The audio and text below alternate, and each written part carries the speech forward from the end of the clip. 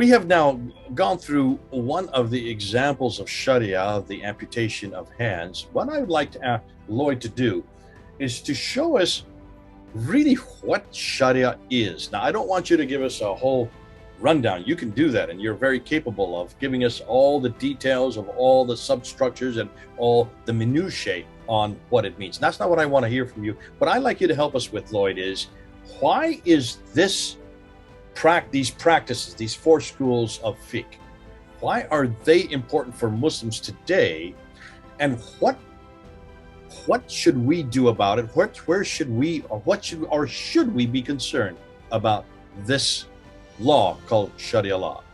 Over to you. Hi Jake, good to be back. When you look through the Quran as an individual, you can come to a different conclusion to another individual who reads the Quran or reads the Hadith. You might read a different Hadith, come up with a different opinion, different conclusion. There are contradictory verses, contradictory Hadiths. So Muslims needed, because of this, unfortunately, this confusion that was being caused, they needed a single set of firm ideas, principles they could rely on. What was abrogated, what is no longer relevant, what is the final interpretation by the best scholars of Islam, and that is the Sharia. This gives them the bedrock upon which they can interpret everything. But also that interpretation is now done, that exegesis is now finished, and now they can move forward and apply this as a legal system to manage their future caliphate, to manage their affairs. So the Sharia, from our perspective, it gives us huge explanatory power. It explains how Muslims do things. For instance, does the Quran have detailed instructions on how to perform the 5 daily prayers? The full instruction as a Muslim is taught as a child, does it have that? No, in fact, No. The Quran only says 3 prayers. Only the other two, the 2 in the evening, are only introduced with Al-Bukhari in 870, the later 9th century. Correct. Now the Sharia took roughly 900 years to complete. So it was not something that happened overnight, but if you want to learn how to perform the prayer and you want to understand, there's over 100 pages in the Reliance of the Traveler, for instance. There's over 100 pages of description of prayer. So you will learn everything about Islamic prayer that you ever wanted to know, but were afraid to ask. So you can get clarity, you can get finality within the Sharia. You don't do your own interpretation. In fact, this is illegal for Muslims to do. So we go to the Sharia. This gives us this clear understanding of how is all this interpreted, what's still relevant, so it gives us explanatory power. It explains everything in detail. It goes to great lengths to explain what Muslims do, why they do these things, and how they do these things. You want to learn how to pray? There's several pages of instruction that explains exactly what you need to do to perform the prayer in the mosque. That's not present in the Quran. And then also from a security point of view, that being my background, this would also define threat doctrine, enemy threat doctrine. This says what are their plans on a personal level, because the Sharia happens at a personal level within a Muslim, but also on a social level within your town, your household, your village, your community, your nation, the planet. It describes all of this clearly for us. Okay, so that's obvious that it does take what the Quran is saying, expands upon what the Quran is saying, applies what the Quran is saying to a real life situation. So that's where the deen, the practices of Islam come in, is what you're saying. It is actually how it's to be lived out, how it's to be practiced. Obviously, these are general rules. Yep. But yes, there are. But as we saw with the amputation, it has all kinds of contradictory explanations as well. So why then, or for a Muslim, I'm a Muslim now, I'm listening to you, why would the Sharia, why would these explanations or this fleshing out of chronic injunctions, why would that be important to me, or should that be important to me as a Muslim? A Muslim is a muqallid. He follows the doctrine of taqlid. He's a follower.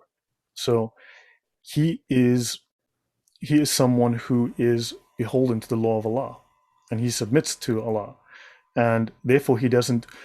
I can go into detail within the Sharia to show you that Muslims are not to apply their own thinking. They are merely to obey and not question.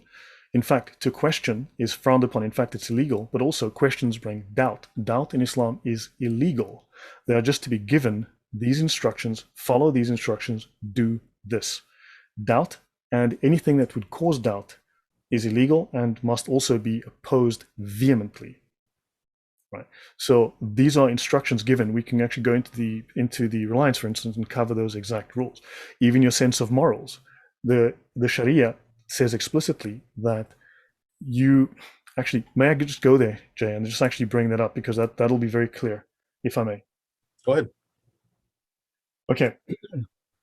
Have a look here. It states very clearly within the Islamic law that we have a thing called the scholarly consensus. Here we have the scholarly consensus, the ijma, right? This is the ruling, the consensus ruling of all the scholars, the things they all agree upon that are binding in Islam. Notice that scholarly consensus is legally binding, right? The scholarly consensus is legally binding. Another thing that is important to note about the importance of Islamic law, notice here, it says when the four necessary integrals of consensus exist. These are the four things that say that here the scholars have consensus. They've all agreed. The ruling agreed upon is an authoritative part of sacred law that is obligatory to obey. It is not lawful to disobey, nor can mujtahids of a succeeding era, these are scholars of a following era, make the thing an object of new ijtihad, of new personal reasoning. The ruling on it, verified by scholarly consensus, is an absolute legal ruling. It does not admit of being contravened or annulled. The proof of the legal authority of scholarly consensus is that as Allah has ordered the believers in the Quran to obey Him and His Messenger, so too He has ordered them to obey those of authority among them, saying, "You believe, obey Allah, obey the Prophet, and those of authority among you." Such as when those of authority and legal expertise, the mujtahids, agree upon a ruling, it is obligatory in the very words of the Qur'an to follow them and carry out their judgment. And Allah threatens those who oppose the messenger and follow other than the believer's way. Does that answer your question, Jay? Go on, yeah. So I can see that there will be problems with this, and I can see where there's some comeback. In fact, I would have problems with this right away. I can understand then why the earliest scholars like the Hanafi, Maliki, Shafi'i, and the Hanbali school, how those scholars would have wanted these to be a ruling that is sacrosanct. It is sacrosanct for them.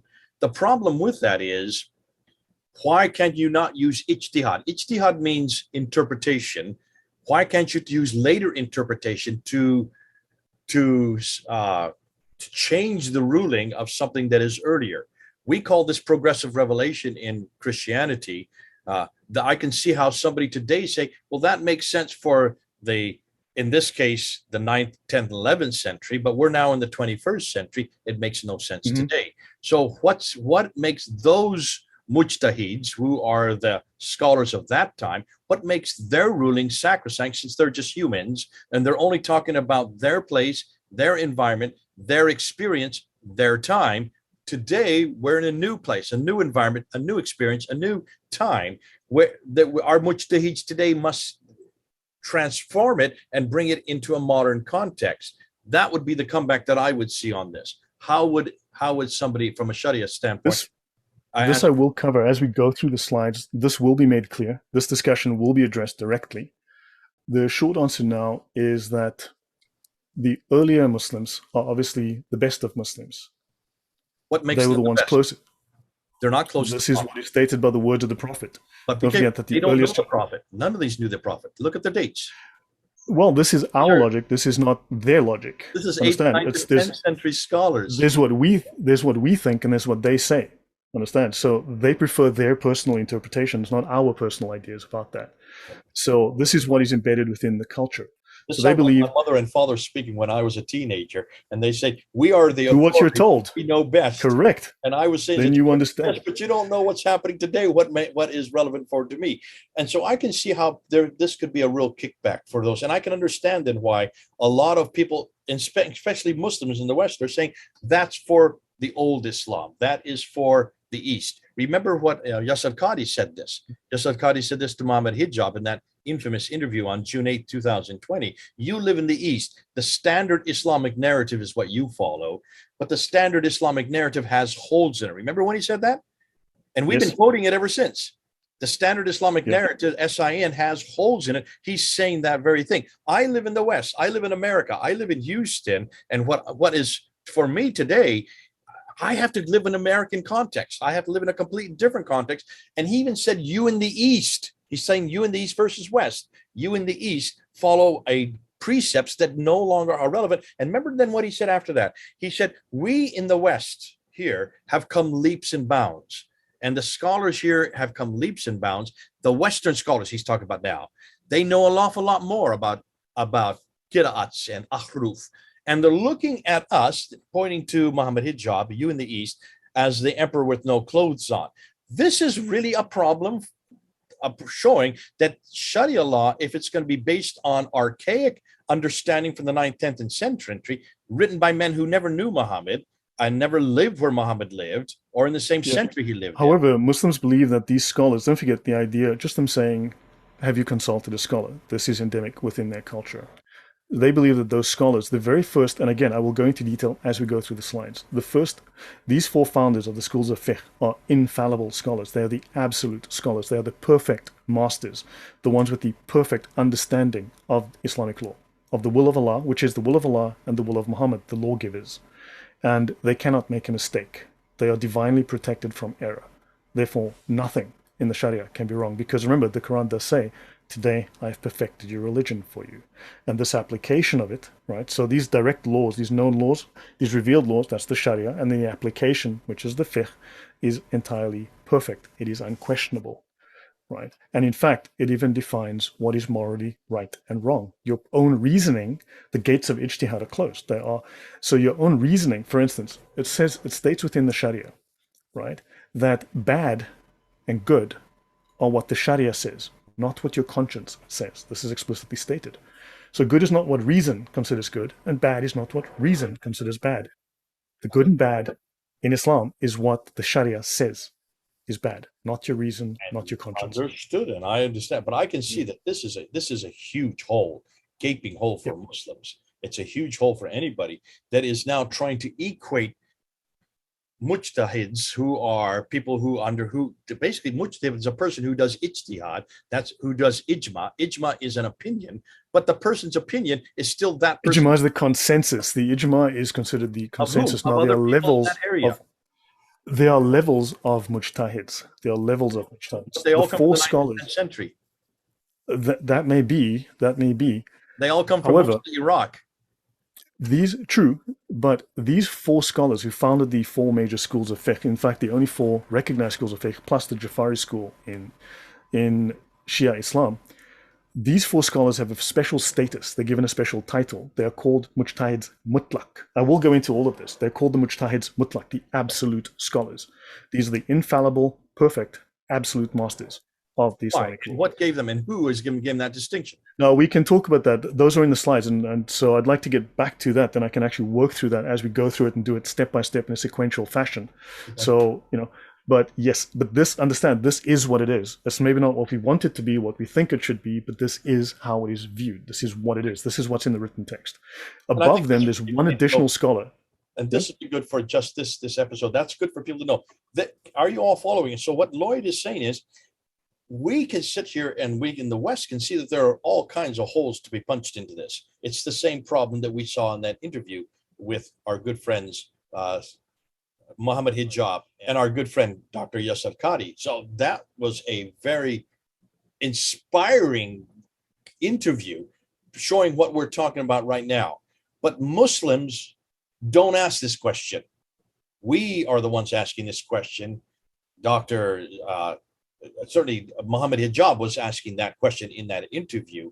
And it's we who are seeing from the outside that this is going to create an enormous hole for Islam. Sharia law, by definition, is dictated by scholars, four of them that we've talked about so far, these four scholars of fiqh. There you have the Jafari school also as a fifth maybe. But it's recognized, the Sunnis recognize the Jafari school.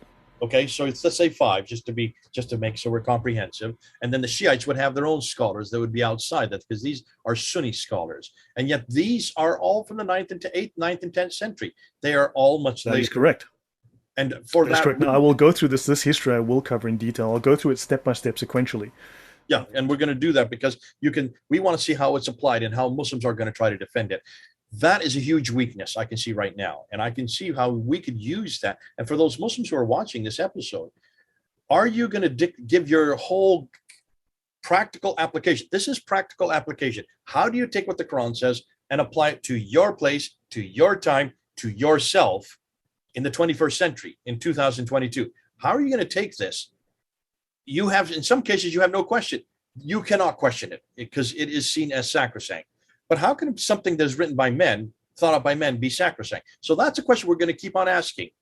But thanks so much, Lloyd, for doing this. This is good to at least see that what we're dealing with here is a group of men who come together to find a consensus known as ijma, and then they take the verse that's in the Quran and they interpret that verse called ijtihad. But And these are four mujtahids. special. These are four special mujtahids, the mujtahids mutlaq, and there's only one scholar above them. So there are five major scholars that define Islamic law, and then the rest take those ideas and have perfected them, refined them over the following centuries. So are you all following that? So it is a rudimentary, regimented, and authoritative set of laws instituted in the 9th and 10th century, imposed on us in the 21st century, and yet it doesn't even have any standing within the 7th century. Fascinating. Yet that's something that we need to know so that we know how to then to engage with Muslims one-on-one, back and forth. God bless you. Thanks so much, Lloyd, for doing this for us today. This has been certainly informative. I'm interested to see where you're going to go next. But until that time, this is Lloyd in Poland and Jay here in the United States. Over and out. Take care.